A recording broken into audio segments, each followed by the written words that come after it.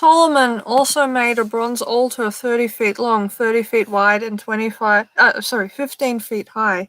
Then he cast a great round basin, 15 feet across from rim to rim, called the sea. It was 1.5 feet deep and about 45 feet in circumference. It was encircled just below its rim by 2 rows of figures that resembled oxen.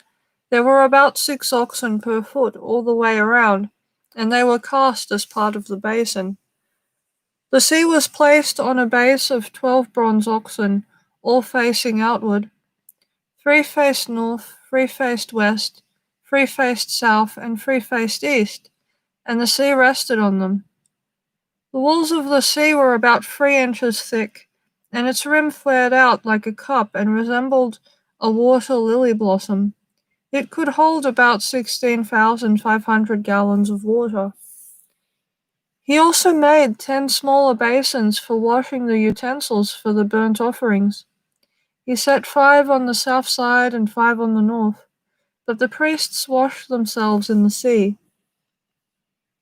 He then cast 10 gold lampstands according to the specifications that had been given, and he put them in the temple. 5 were placed against the south wall, and 5 were placed against the north wall. He also built 10 tables and placed them in the temple, 5 along the south wall and 5 along the north wall. Then he molded 100 gold basins. He then built a courtyard for the priests and also the large outer courtyard. He made doors for the courtyard entrances and overlaid them with bronze. The great bronze basin called the sea was placed near the southwest corner of the temple. Huram-Abi also made the necessary wash basins, shovels, and bowls. So at last Huram-Abi completed everything King Solomon had assigned him to make for the temple of God. The 2 pillars, the 2 bowl-shaped capitals on top of the pillars, the 2 networks of interwoven chains that decorated the capitals, the 400 pomegranates that hung from the chains of on the capitals, 2 rows of pomegranates for each of the chain networks that decorated the capitals on top of the pillars, the water carts holding the basins, the sea and the 12 oxen under it, the ash buckets, the shovels, the meat hooks, and all the related articles. Huram-Abi made all these things of burnished bronze for the temple of the Lord, just as King Solomon had directed. The king had them cast in clay molds in the Jordan Valley between Succoth and Zarethan. Solomon used such great quantities of bronze that its weight could not be determined.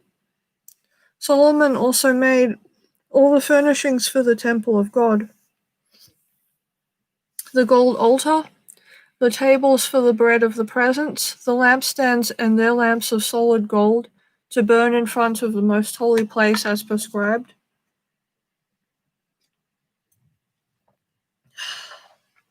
the flower decorations, lamps, and tongs, all of the purest gold, the lamp snuffers, bowls, ladles, and incense burners, all of solid gold, the doors for the entrances to the most holy place and the main room of the temple overlaid with gold,